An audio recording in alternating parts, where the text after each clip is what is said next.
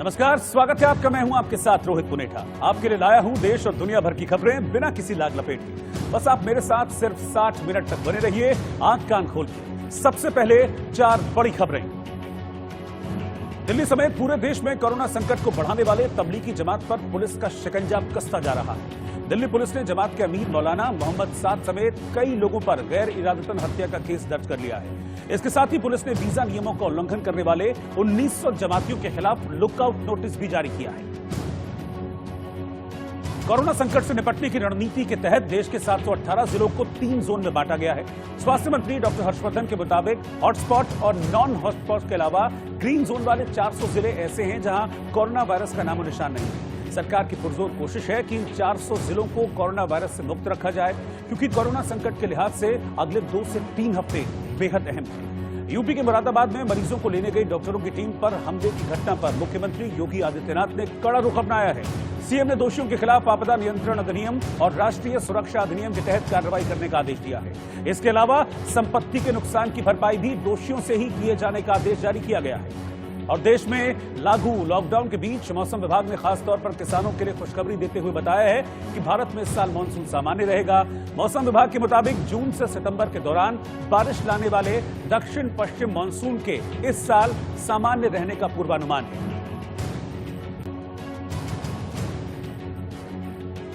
केंद्र सरकार ने कोरोना वायरस को फैलने से रोकने के लिए लागू किए गए लॉकडाउन के दूसरे चरण के लिए अब नई गाइडलाइंस जारी की हैं, जिसमें साफ तौर पर बताया गया है कि लॉकडाउन के दौरान किन गतिविधियों सेवाओं पर बंदिशें बरकरार रहेंगी और किन को छूट दी जाएगी। छूट का आधार क्या होगा, उसके लिए शर्तें क्या होंगी, ये भी गाइडलाइंस में विस्तार से बताया गया है। आइए आपको अब ग्राफिक्स के जरिए हम बताते हैं कि किन किन चीजों पर पाबंदियां लागू रहेंगी और 20 अप्रैल से किन किन चीजों को छूट मिलेगी।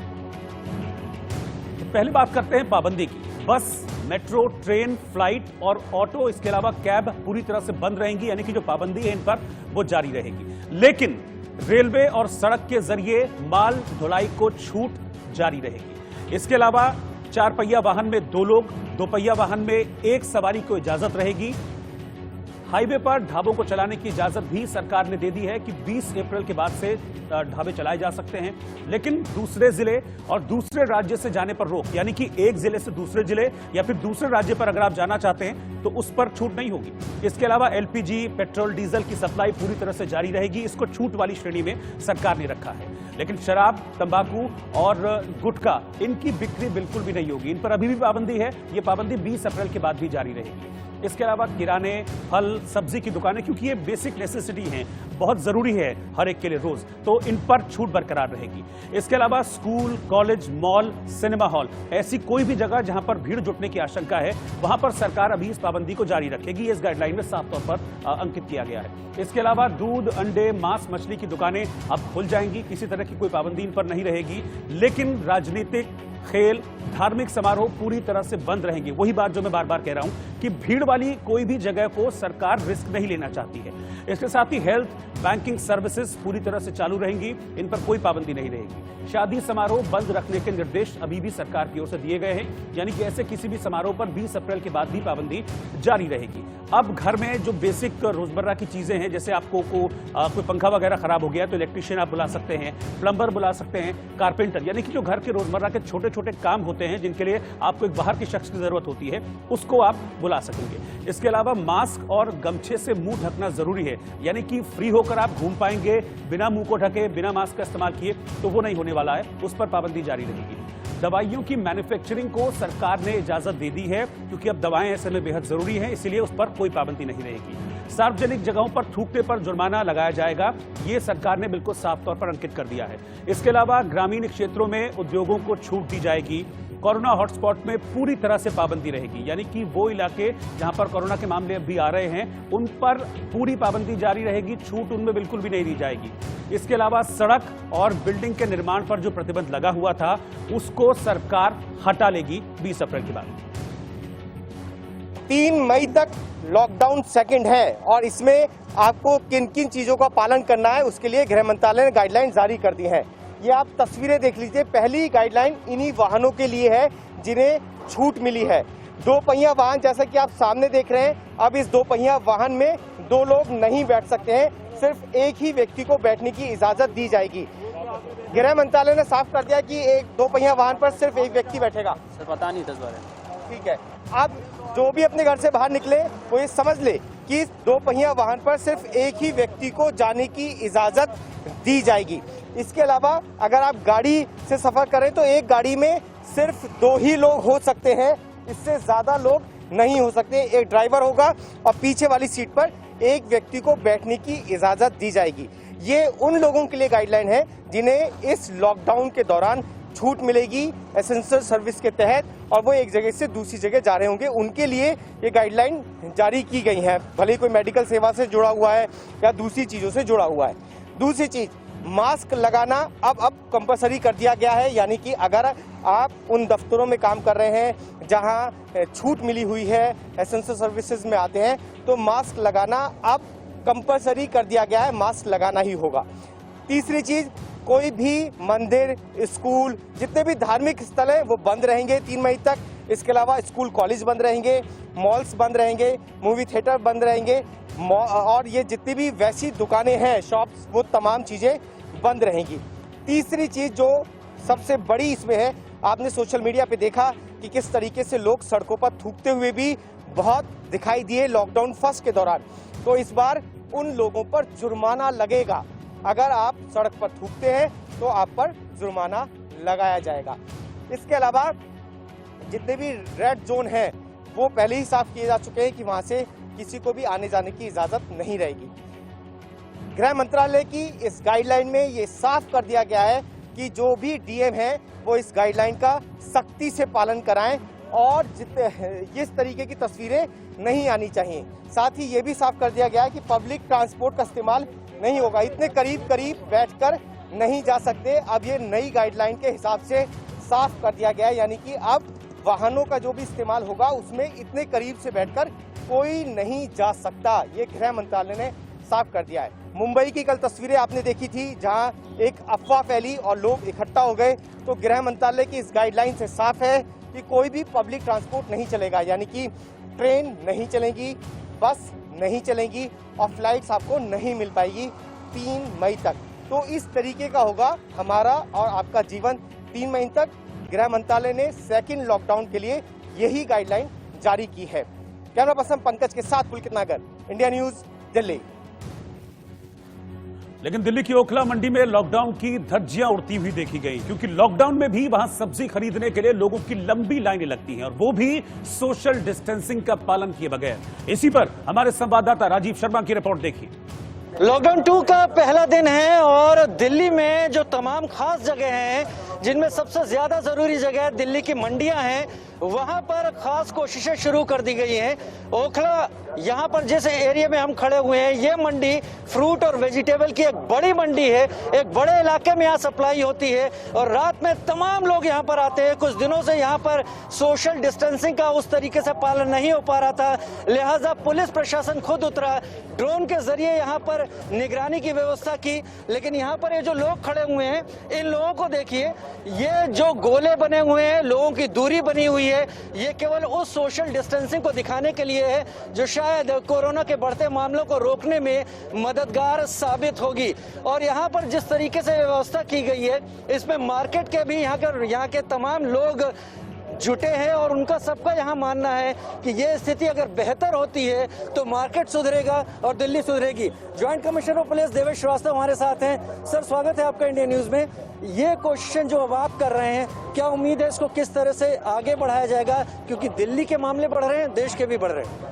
जी बिल्कुल, इसमें आप देख रहे हैं कि पहले से ही हम लोग ये कोशिश कर रहे हैं, ड्रोन के थ्रू भी सर्वेलेंस किया जा रहा है। और जो ये मार्केट के लोग हैं, मंडी के लोग, एपीएमसी के जो लोग हैं, उनको भी हम लोगों ने रोप इन किया है। साउथ ईस्ट जिले ने एक पहल की है, उन्होंने ये पहल की है कि यहाँ पे कोविड वॉलंटियर्स बनाएंगे, ये सोशल डिस्टेंसिंग वॉलंटियर्स बनाएंगे, क्योंकि मंडी में इतनी भीड़ उमड़ती है कि सोशल डिस्टेंसिंग एक बहुत बड़ा हमारा चैलेंज है कि किस तरह से क्राउड को रेगुलेट ही नहीं किया जाए बल्कि सोशल डिस्टेंसिंग को भी मेंटेन किया जाए। तो हमने इन सोशल डिस्टेंसिंग वॉलंटियर्स को एनरोल किया है और हमारी कोशिश ये रहेगी कि इनकी मदद ली जाए और और मंडी में डिसिप्लिन के साथ ये जो अवेयरनेस और इन्फोर्समेंट किया जाए। प्रधानमंत्री ने एक बात साफ इस बार की है सर, वो ये कि अगले 20 तक और कठोरता बढ़ती जाएगी। तो जो लोग इसको मखौल समझ रहे हैं, जो अभी भी इसको एक पिकनिक की तरह ले रहे हैं, संदेश क्या है आपका उनके लिए?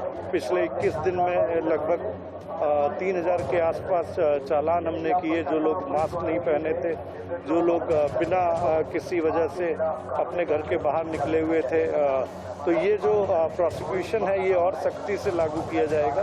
तो हम अपील तो कर ही रहे हैं लोगों से, और बार बार आप देख रहे हैं कि समझाया भी जा रहा है, वॉलंटियर्स को अपने साथ जोड़ रहे हैं। लेकिन ये मैं बताना चाहूँगा कि ये जो प्रोसिक्यूशन है, जो कि विलफुल नेग्लिजेंस या विलफुल डिसओबीडियंस में जो लोग शामिल हैं, उनके खिलाफ इस प्रोसिक्यूशन को और तेजी दी जाएगी और कार्रवाई की जाएगी। एक आखिरी सवाल, आपकी पुलिस फोर्स भी जमीन पे उतरी हुई है, सबसे ज्यादा रिस्क के नजदीक अगर कोई है तो वो आप लोग हैं।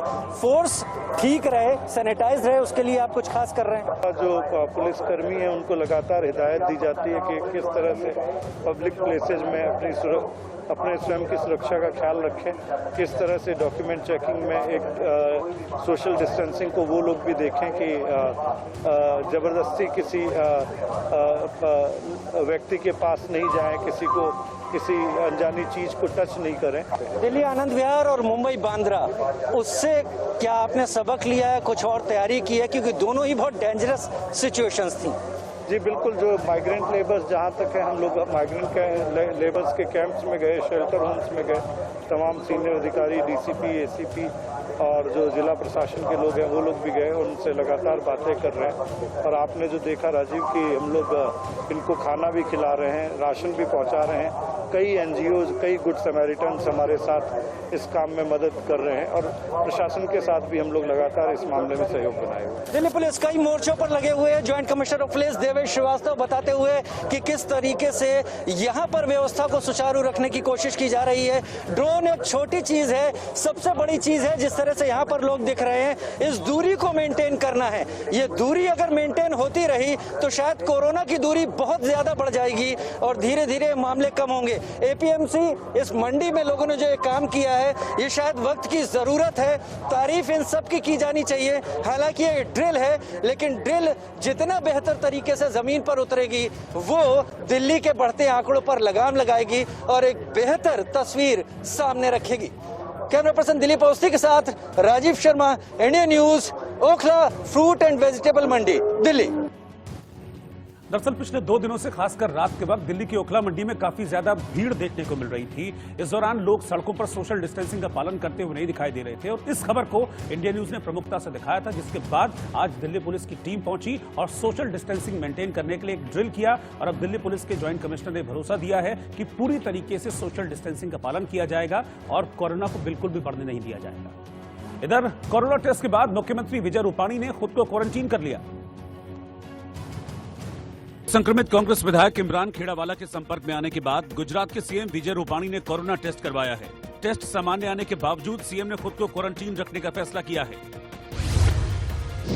मुंबई की बांद्रा स्टेशन पर मजदूरों को गुमराह करने के आरोपी विनय दुबे को गिरफ्तार किया गया है।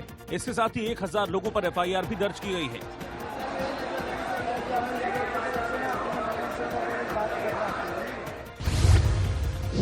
दिल्ली सरकार ने 8 और इलाकों को कंटेनमेंट जोन की सूची में शामिल कर लिया है, जिसके बाद हॉटस्पॉट की संख्या दिल्ली में बढ़कर अब 55 हो गई है। इन सभी इलाकों को सील कर दिया गया है।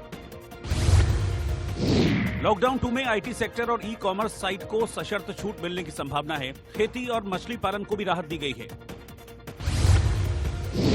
मध्य प्रदेश में उमरिया के गांव में खलिहान में गेहूं से लदी एक ट्रैक्टर ट्रॉली में आग लग गई। इस आग को बुझाने के दौरान एक युवक झुलस गया।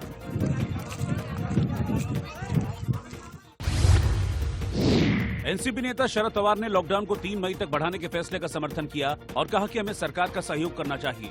उन्होंने कहा कि दूसरे देशों के मुकाबले हमारे देश की परिस्थितियां अलग हैं और आंकड़े डराने वाले हैं। मध्य प्रदेश के मुख्यमंत्री शिवराज सिंह चौहान ने कहा कि दूसरे राज्यों में फंसे प्रदेश के मजदूरों के खाते में राहत राशि डाली जाएगी। इसके लिए सरकार मजदूरों की सूची तैयार कर रही है। मध्य प्रदेश के भोपाल में लॉकडाउन का उल्लंघन करने वालों पर पुलिस ने कार्रवाई की और 24 घंटे में 78 मामले दर्ज किए। लॉकडाउन के दौरान पश्चिम बंगाल के मुर्शिदाबाद में भागीरथी नदी के प्रदूषण में बहुत कमी आई है। यहां का पानी साफ नजर आ रहा है। आईएमएफ के मुताबिक कोरोना महामारी की वजह से वैश्विक विकास की दर 3% तक लुढ़क सकती है। 2020 में भारत की विकास दर 1.9% रहने का अनुमान लगाया गया। शेयर बाजार बुधवार को गिरावट के साथ बंद हुआ। सेंसेक्स 310 अंक लुढ़ककर 30,379 पर बंद हुआ। वहीं निफ्टी 68 अंक गिरकर 8,925 पर बंद हुआ। कोरोना से निपटने के लिए किए गए लॉकडाउन के 22वें दिन भी पूरे देश में सख्ती जारी है। इंडिया न्यूज के रिपोर्टर्स आपको आपके शहर की ग्राउंड रिपोर्ट दिखाएंगे। देखिए कैसी है इस लॉकडाउन में आपके शहर की आबोहवा। हम इंडिया गेट पर आ चुके हैं और इंडिया गेट किसी भी तारीफ का मोहताज नहीं है, लेकिन यहाँ पर इस समय आप देखिए किस तरह का जो सन्नाटा पसरा हुआ है इंडिया गेट की पूरी जितना भी आसपास का जो इलाका है। आप देख सकते हैं किस तरह से इक्का दुक्का गाड़ियां ही आपको इस समय रोड पे दिखाई देंगी और ये वही गाड़ियां हैं जो किन्हीं अधिकारियों की हैं, किसी मिनिस्ट्री से जुड़ी हुई, क्योंकि ये लुटियंस दिल्ली का इलाका है और यहीं पर जो है वो तमाम जो मिनिस्ट्रीज़ हैं, चाहे राष्ट्रपति भवन है, चाहे प्राइम मिनिस्टर्स ऑफिस है, वो तमाम जो चीज़ें हैं वो इसी के आसपास हैं। तो जो ये गाड़ियाँ, एक दो गाड़ियाँ आपको दिखाई दे रही हैं, ये गाड़ियाँ उन्हीं की जुड़ी हुई या फिर मीडिया कर्मियों की गाड़ियाँ हैं। आप देख सकते हैं किस तरह से ये सन्नाटा पसरा हुआ। ये पूरा इलाका जो है वो इंडिया गेट का ये सर्कल है जिस पर हम इस समय आपको लेके जा रहे हैं। आप देख सकते हैं कि ना सिर्फ रोड पर बल्कि रोड के जो अंदर जो ये पूरा पार्क है, यहाँ पर भी अमूमन बहुत ज़्यादा रश रहता है। काफ़ी बड़ी संख्या में लोग यहाँ पर मौजूद रहते हैं, लेकिन आज आपको पूरी तरह से सन्नाटा पसरा हुआ यहाँ पर दिखाई देगा। आप देख सकते हैं कि हमने जब से इस रोड पर आए हैं तब से एक गाड़ी हमें यहाँ पर दिखाई दी है, उसके अलावा कोई भी गाड़ी रोड पर नहीं। आप देख सकते हैं एक चेक पॉइंट भी आपकी स्क्रीन पर आपको दिखाई देगा। यहाँ पर राइट साइड पे इंडिया गेट भी है। ये जो चेक पॉइंट्स हैं, इस तरह के चेक पॉइंट आपको हर जगह दिख जाएंगे। करीब 1 किलोमीटर के दायरे के अंदर आपको इस तरह के चेक पोस्ट्स मिल जाएंगे, जहाँ पर लगातार चेकिंग होती है। जो गाड़ियाँ यहाँ से पास हो रही है वो गाड़ियाँ जो हैं वो लगातार पुलिस के द्वारा चेक की जाती है, उसके बाद ही उनको यहाँ से आगे जाने दिया जाता है। तो आप देख सकते हैं कि किस तरह का यहाँ पर इस समय मंजर है इंडिया गेट के आसपास। पूरा जो ये रोड है, पूरा का पूरा रोड आपको खाली दिखाई देगा। इसके बाद हम इंडिया गेट का ये सर्कल क्रॉस करने के बाद हम कॉपरनिकस मार्ग लेंगे, जहाँ से हम मंडी हाउस होते हुए, बाराखंबा रोड होते हुए कनॉट प्लेस सर्कल में एंटर करेंगे। हम आपको इसीलिए इन इलाकों से लेके जा रहे हैं। दिल्ली का दिल कहा जाने वाला कनॉट प्लेस में हम इस समय पहुँच चुके हैं और कनॉट प्लेस में हमेशा इतना ज़्यादा ट्रैफिक और इतने ज़्यादा लोग होते हैं, लेकिन आज आप यहाँ देखिए किस तरह का मंजर है। कुछ भी आपको सड़कों पे दिखाई नहीं देगा। ये वो कनॉट प्लेस की फेमस मार्केट है, जहाँ पर इतनी भीड़ होती है कि कई बार पैर रखने तक की भी जगह नहीं होती और गाड़ियाँ जो हैं वो लगातार इस इनर सर्कल में घूमती रहती हैं। एक और चेक पॉइंट भी यहाँ पर आ चुका है। आप देख सकते हैं कि stay at home, do not put others live at risk, Delhi police ने ये बोर्ड लगाया हुआ है बैरिकेडिंग में। और आप देखते चलिए कि किस तरह का जो मंजर है वो कनॉट प्लेस में आपको दिखाई देगा। और ऐसा शायद ही कभी हमने या आपने भी ऐसा विटनेस किया होगा कि कनॉट प्लेस जैसी जगह इस तरह से सन्नाटा पसरा हुआ है। ये जो सड़क है ये 2 हिस्सों में बांटती है, एक पुराना भोपाल और एक नया भोपाल। ये मेरे जो आप लेफ्ट साइड में जो देख रहे हैं, ये पुराना, ये जो है ये जहांगीराबाद है।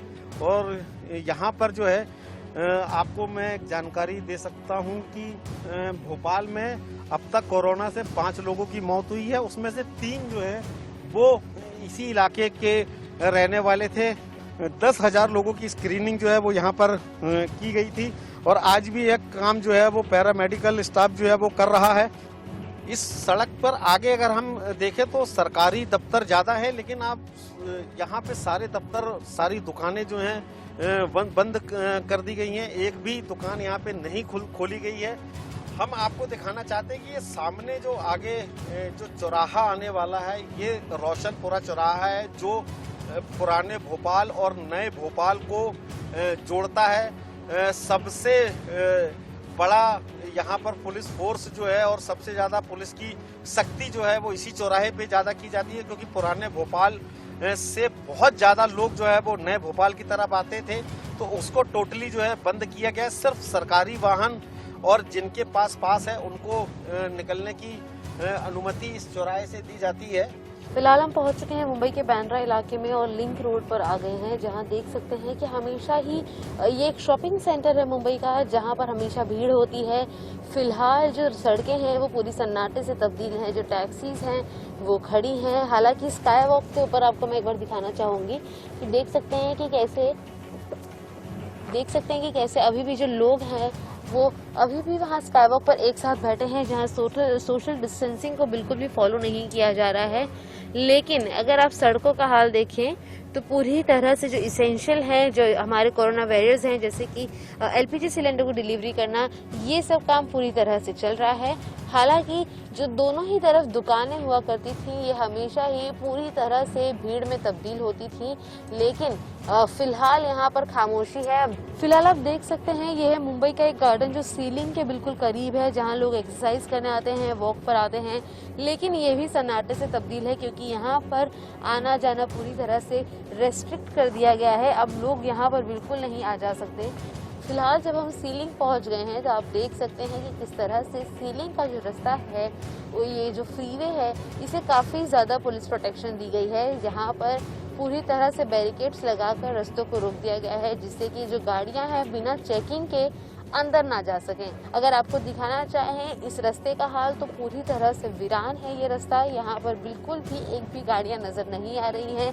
और वर्ली अगर सी फेस की बात करें, सीलिंग की बात करें तो हमेशा ही ये जो रास्ता है लोग प्रेफर करते हैं, क्योंकि मुंबई की ट्रैफिक से हटकर ये रास्ता बहुत ही कम समय में आपको वर्ली तक पहुँचा देता है।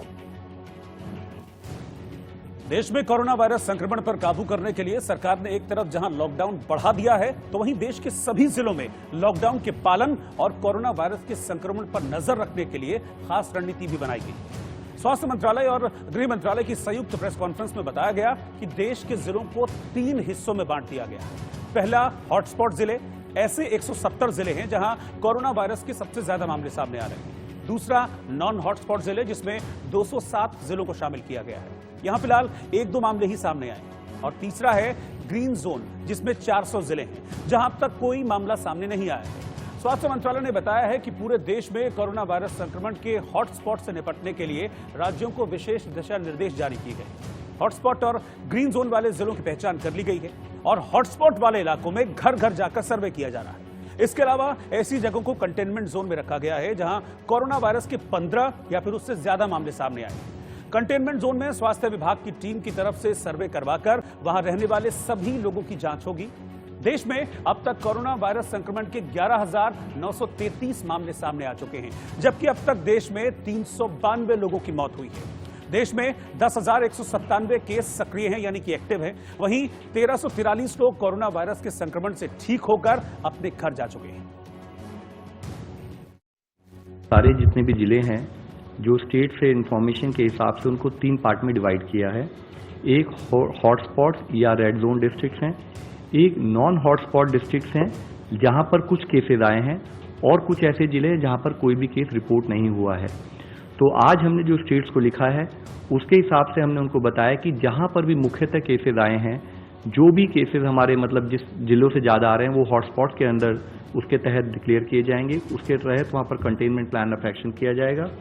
उसमें करीब जो अभी कल तक का डिटेल्स हैं ये आपकी नॉलेज में लाना चाहूँगा कि एक रोलिंग टाइप ऑफ एक्सरसाइज है।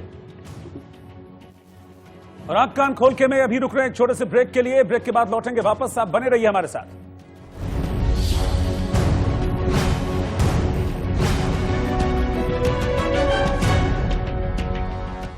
इंतजाम की मांग दिन तक चलेगा। हम इस समय कश्मीरी गेट के पास यमुना बैंक पर है, जहां पर एक बड़ी संख्या में जो डेली वेज वर्कर्स हैं आपको दिखाई दे रहे होंगे, आपकी स्क्रीन पर इकट्ठा हुए हैं और ये एक लंबे समय से यहाँ पर दिखाई दे रहे हैं। आपको दिखाई दे रहा हो कि जो दिल्ली पुलिस के जो अधिकारी हैं वो भी यहाँ पर इस समय मौजूद है। इस समय जो स्थिति है वो ये है कि इन जितने भी मजदूर हैं इनके पास रहने का कोई ठिकाना नहीं है। अमूमन जब ये जहाँ पे काम करते थे वहीं पर रहते थे और अगर वहाँ पे जगह ना हो तो यहीं पर किसी यमुना के किनारे पर आकर रहना शुरू कर देते थे। लेकिन फिलहाल जो है इन तमाम लोगों को यहाँ से लेके जाया जा रहा है। ये जो मजदूर हैं खासतौर पर बिहार, झारखंड, उत्तर प्रदेश के रहने वाले हैं, यहाँ से इनको अलग अलग होम शेल्टर्स में लेके जाया जा रहा है दिल्ली के अलग अलग इलाकों में। लेकिन सबसे बड़ी जो खतरे की बात हमें दिखाई दे रही है वो ये है कि सोशल डिस्टेंसिंग जो सबसे अहम माना जाता है इस चेन को ब्रेक करने के लिए, वो कहीं ना कहीं फॉलो नहीं हो रही है, जो एक खतरे की घंटी भी हो सकती है। दूसरा चीज़ ये भी है कि ये जो मजदूर है यहीं पर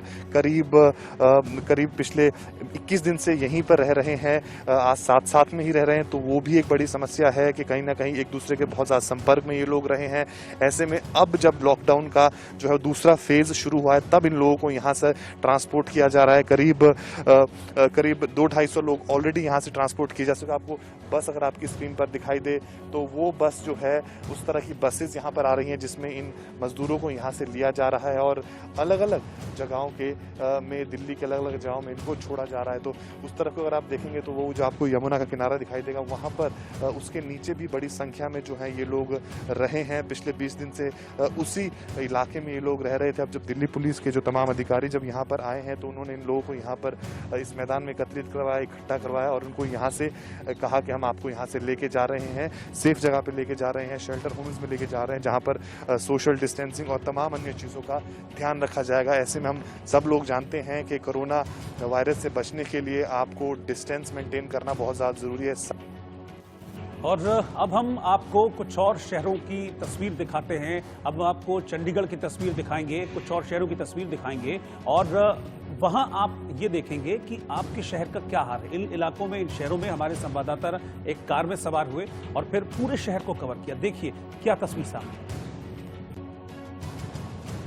के लॉकडाउन के बाद अब एक बार फिर से लॉकडाउन 2.0 की शुरुआत हुई। पंजाब, हरियाणा और चंडीगढ़ में आज के दिन आलम क्या है, क्या हाल है कर्फ्यू का, लॉकडाउन का। ये जो पासेस हैं आप देख सकते हैं, हमारी गाड़ी पर भी एक पास लगा हुआ है। इस पास को देखने पर जो है अमूमन क्योंकि ये शिनाख्त करता है कि ये गाड़ी जो है कर्फ्यू पास इसे मिला हुआ है, तो ऐसे में पुलिसकर्मी जो प्राइवेट व्हीकल हैं उनको जरूर रोककर पूछते हैं। ये आप इधर सेक्टर 10 की मार्केट देख सकते हैं। ये जो चहलकदमी आपको दिखाई दे रही है या फिर गाड़ियां दिखाई दे रही हैं, बैंक हैं या फिर आगे सुपरमार्केट है यानी कि ग्रोसरी स्टोर्स है। आप देख सकते हैं वहाँ पर एक सोशल डिस्टेंसिंग को मेंटेन किया गया है दुकानदार के द्वारा। थोड़ी दूरी पर जो है सामान जो है लोगों को दिया जा रहा है। एक टेम्परेरी बैरिकेड की गई है। देखिए आप स्कूल की बसेस जो हैं यहाँ पर खड़ी हुई हैं क्योंकि स्कूल एजुकेशन जो है बंद किया गया है। टीवी के माध्यम से हरियाणा सरकार की ओर जो है कहा गया कि वो दिया जाएगा, एजुकेशन दी जाएगी। आप देख सकते हैं ये गाड़ी इलेक्ट्रिसिटी बोर्ड की है, बिजली में कोई दिक्कत ना, इलेक्ट्रिसिटी के कर्मचारी काम कर रहे हैं और वो ये पेट्रोल पंप है। तमाम स्टेट्स को अब ये सुनिश्चित करना है कि लॉकडाउन को सही से इम्पोज किस तरह से किया जाए। ये सेक्टर 6 का रेजिडेंशियल एरिया है। मैं आपको घरों के अंदर, क्योंकि सबसे पहले दिन जिस दिन शुरुआत हुई थी जनता कर्फ्यू से, इस जनता का जो समर्थन मिला था और वही मैं आपको सेक्टर के अंदर देखिए ये रेजिडेंशियल सोसाइटीज के द्वारा जो है ये गेट्स जो है बंद कर दिए गए ताकि लोग, अगर कोई इमरजेंसी सेवाएं नहीं हैं तो इन्हें बंद रखा जाए, ना कोई आए ना कोई जाए। अब प्रधानमंत्री की ओर से एक बार फिर से 3 मई तक के लिए जो लॉकडाउन का आह्वान किया गया है, जाहिर सी बात है कि आपकी ये लड़ाई इकलौते व्यक्ति की नहीं है, तमाम लोगों की है। इस वक्त हम मौजूद हैं मिनी मुंबई कहे जाने वाले शहर इंदौर की सड़कों पर। इस शहर की सड़कों के ऊपर अगर हम नजर डालते हैं तो ये शहर की सड़कें पूरी तरीके से वीरान नजर आती है और इस शहर के बाशिंदे कहीं न कहीं खौफजदा नजर आते हैं। खौफजदा इसलिए हैं यहाँ के बाशिंदे क्योंकि पूरे मध्य प्रदेश के अंदर यदि कोरोना पॉजिटिव मरीजों की बात की जाती है तो सबसे ज्यादा पॉजिटिव मरीज इंदौर शहर के अंदर है। आज सुबह 115 पॉजिटिव मरीज सामने आए थे। सामने की तरफ देख सकते हैं कि ये वही MY हॉस्पिटल है जिसमें कि ज्यादा से ज्यादा मरीजों को रखा गया है। ये वही अस्पताल है जहां इलाज चल रहा है उन कोविड पॉजिटिव मरीजों की। हम जिक्र कर रहे थे इंदौर शहर के अंदर मौतों के आंकड़े की, तो 37 लोग यहां अपनी जिंदगी गंवा चुके हैं। मध्य प्रदेश के अंदर सबसे बड़ा आंकड़ा यहीं पर है। लेकिन इस शहर का आलम अब बहुत ज्यादा बदला हुआ नजर आता है। शुरुआत में संजीदगी नहीं दिखाई थी इस शहर के लोगों ने, जिसके चलते आज इतने पेशेंट्स इस शहर के अंदर देखे जा सकते हैं। लेकिन अभी मैं मौजूद हूँ आरएनटी मार्ग पर और आरएनटी मार्ग पर देख सकते हैं कि पूरी तरह सन्नाटा पसरा है, पूरा सन्नाटा पसरा है। लोग घरों से बाहर नहीं आ रहे हैं। शिकायतें इस तरह की भी मिल रही है कि दूर दराज के इलाकों के अंदर रहने वाले लोगों को खाने पीने की दिक्कत हो रही है। प्रशासन ने इस मामले के अंदर कड़ा रुख अख्तियार करते हुए ये सुनिश्चित करने की कोशिश की है कि लोगों तक खाना जो ऑनलाइन है वो भी 2 दिन के अंदर किसी भी हाल के अंदर पहुंचे। ये कहा जा रहा है कि जितना ज़्यादा सोशल डिस्टेंसिंग किया जाए, और हम लगातार इस बात की अपील करते हैं कि आप अपने घरों में ही रहिए, क्योंकि फिलहाल अभी जो संभावना है वो यही है कि जितना आप दूर रहेंगे लोगों से, आप उतनी ही ज़्यादा हिफाजत में रहेंगे। तो इस समय हम कोलकाता के दक्षिण कोलकाता के इलाके में है और ये जो राजबिहारी का इलाका है हम आपको दिखा सकते हैं। इस राजबिहारी इलाके में हम लोग आपको दिखाएंगे कि अमूमन इस रास्ते पर हजारों की संख्या में लोग चलते हैं, कई 100 गाड़ियां चलती है। बहुत व्यस्ततम रास्तों में से एक माना जाता है राजबिहारी क्रॉसिंग, और कोलकाता दक्षिण कोलकाता के सबसे बड़े क्रॉसिंग में से एक है।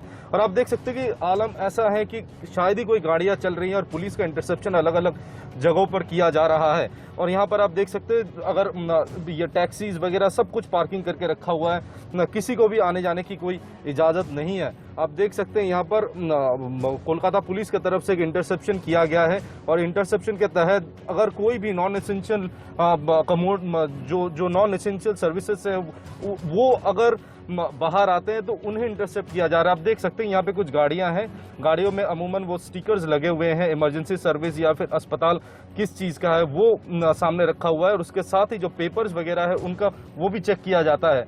आप देख सकते हैं यहाँ पर पुलिस भी इंटरसेप्शन कर रही है। कुल मिलाकर यहाँ पर हमारी गाड़ी को भी पूछा जा रहा है, लेकिन प्रेस की गाड़ी को छूट है। लेकिन अमूमन यहाँ पर कई लोगों को ऐसे इंटरसेप्ट, और खासकर अब से कोलकाता में मास्क पहनना मैंडेटरी हो चुका। आप देख सकते हैं कि पुलिस भी लोगों को कह रहे हैं कि इंटरसेप्ट करके कि मास्क पहना जाए, और मास्क बिना मास्क के आज जो कहा गया है कोलकाता में कि पश्चिम बंगाल में किसी भी दुकानों में, चाहे वो ग्रोसरी हो चाहे कहीं और हो, लोगों को बिना मास्क पहने उन्हें कोई भी साजो सामान नहीं दिया जाएगा। अभी आप देख रहे हैं एक गेटेड कम्युनिटी है बेंगलुरु सिटी में, और यहाँ पे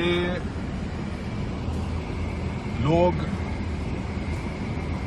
पूरे घर में ठहरे हुए हैं, एक भी गाड़ी बाहर नहीं है। ये गेटेड कम्युनिटी के अंदर सब घर के अंदर ही हैं। बेंगलुरु सिटी में जो कोरोना वायरस के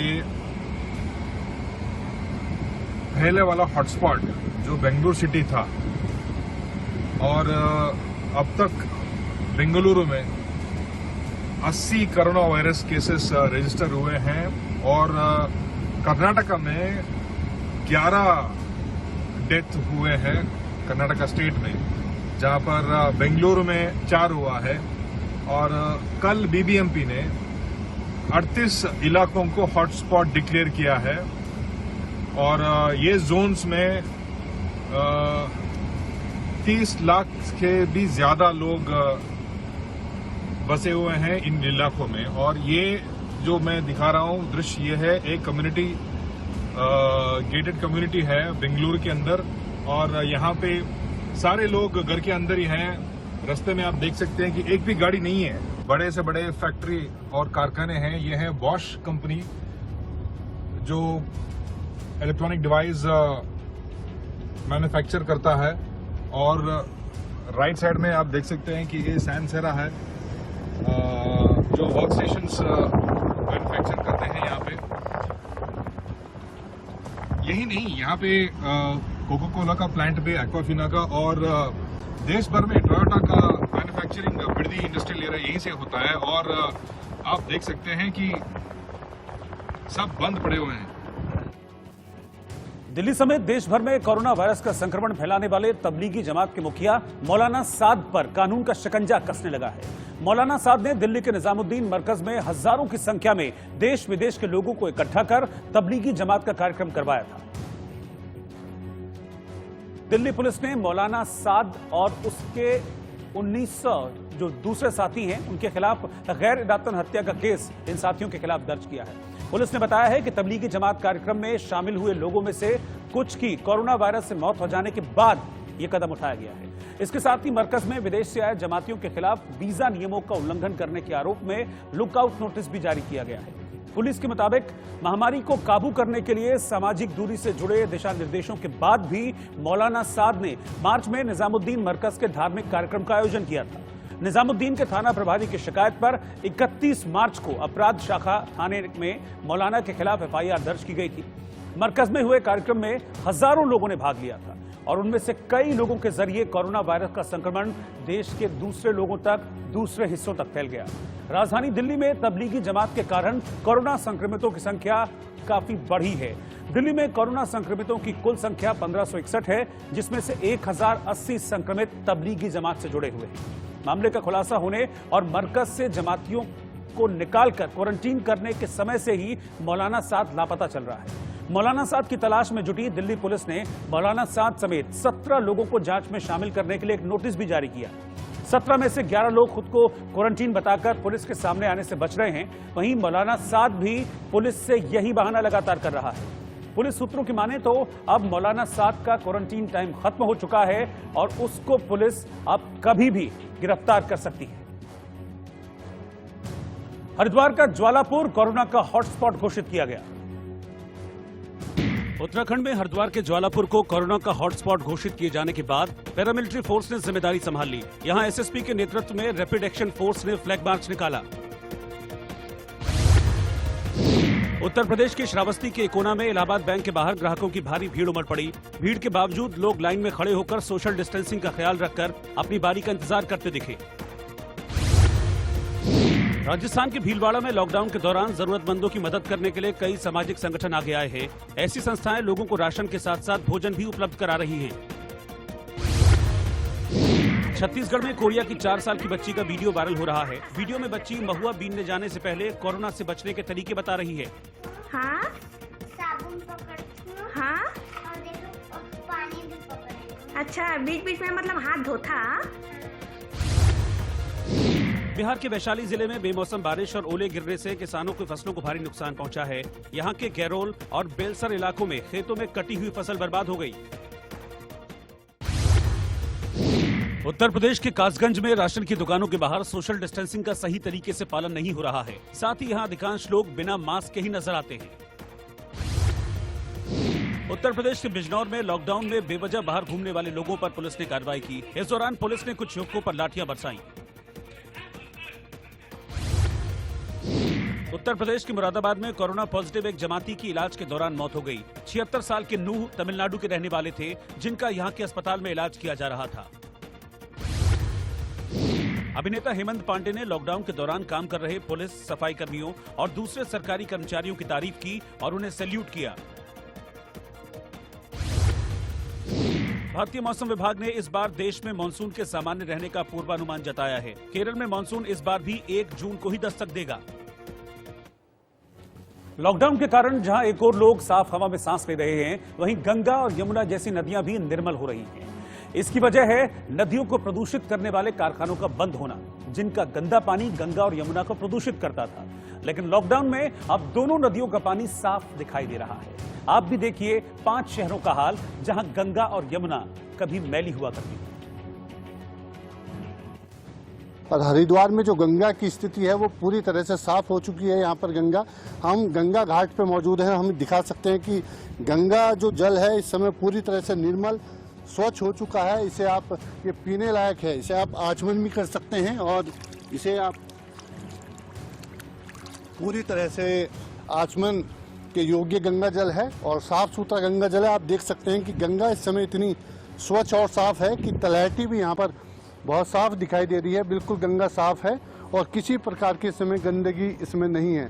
लोग इसे पी भी सकते हैं और इसका आचमन भी कर सकते हैं। पूरी तरह से गंगा इस समय साफ है।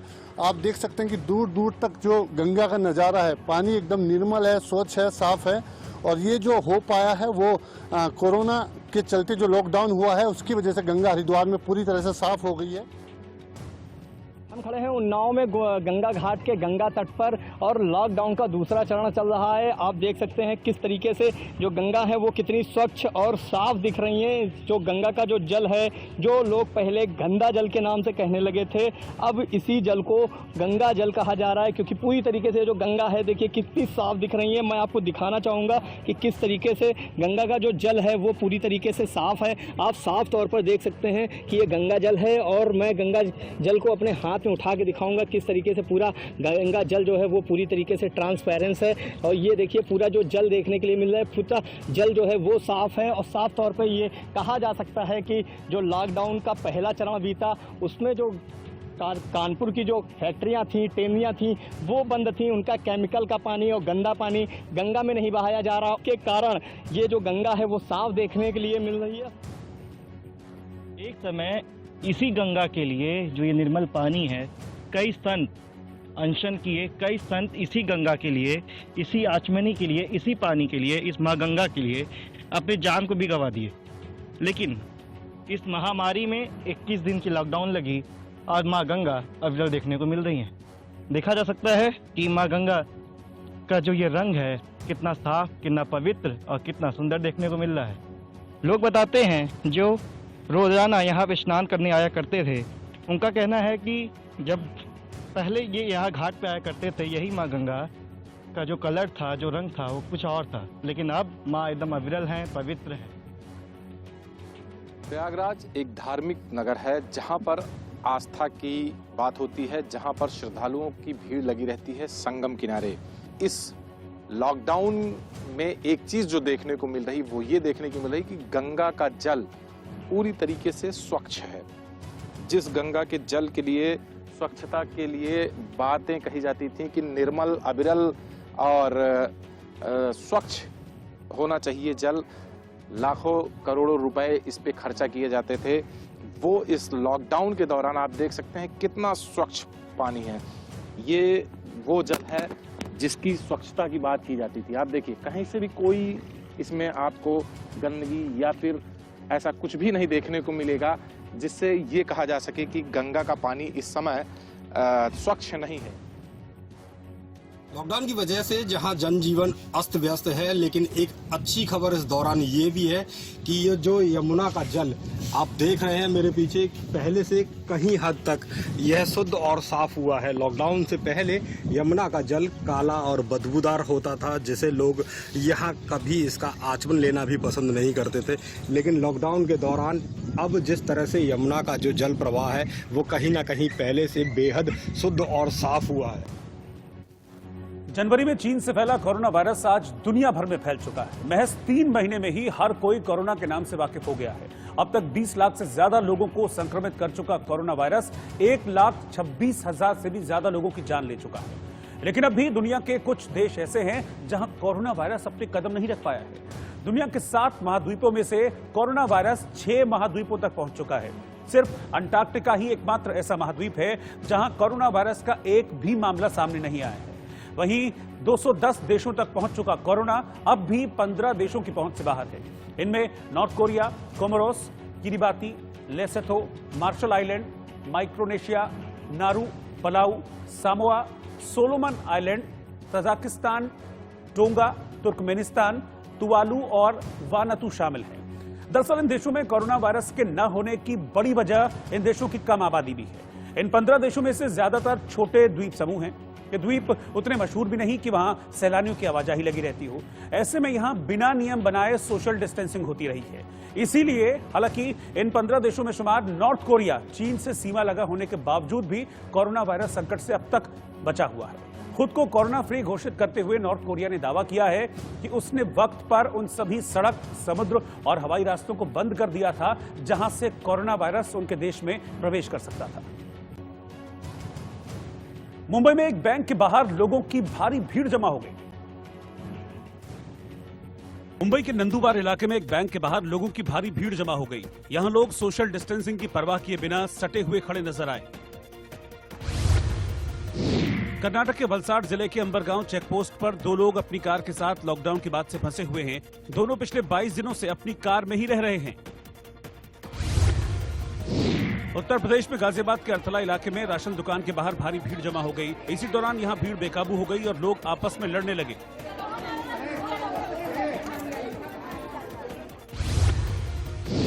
उत्तर प्रदेश के ग्रेटर नोएडा में खांसने पर एक युवक को गोली मार दी गई, जिसे अस्पताल में भर्ती कराया गया है। खेल के दौरान युवक को खांसी आ गई थी, जिसके बाद उसके दोस्तों ने कोरोना फैलाने की आशंका में उस पर गोली चला दी। मध्य प्रदेश के श्योपुर में एक विवाद में कुछ लोगों ने बीजेपी नेता और मंडी डायरेक्टर शंभू गुर्जर की गोली मारकर हत्या कर दी। आरोपी हत्या करने के बाद फरार हो गए। और अब चलते चलते आज का गीत।